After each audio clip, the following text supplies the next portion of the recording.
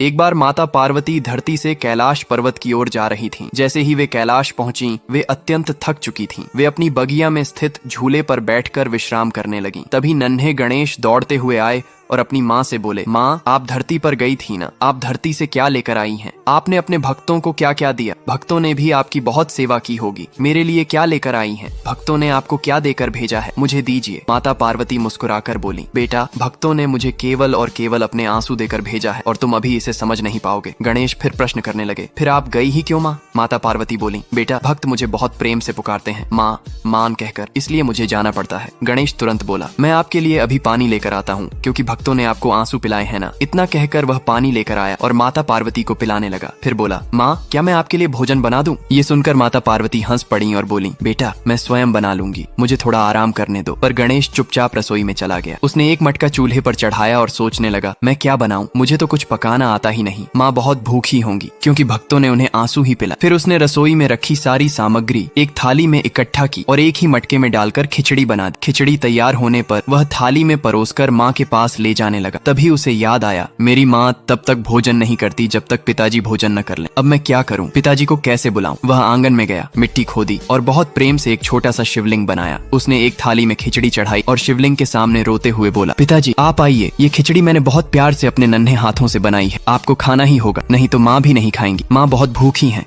तभी महादेव प्रकट होकर भोजन करने लगे। माता पार्वती गणेश को खोजते हुए आ गईं। गणेश ने थाली में खिचड़ी परोसकर माता को खिलाना शुरू किया। माँ पार्वती की आंखें भर आईं और वे प्रेम से भोजन करने लगीं। फिर माता पार्वती ने गणेश से कहा, बेटा, तुम पूछ रहे थे ना कि भक्त मुझे आंसू क्यों पिलाते हैं, तो तुम्हारे प्रश्न का उत्तर यही है। जैसे तुमने अपने प्रेम और भक्ति से अपने पिताजी को बुलाया, अपने नन्हे हाथों से भोजन बनाया और प्रेम से उन्हें खाने के लिए बुलाया, उसी प्रकार मेरे भक्त Download ShareChat.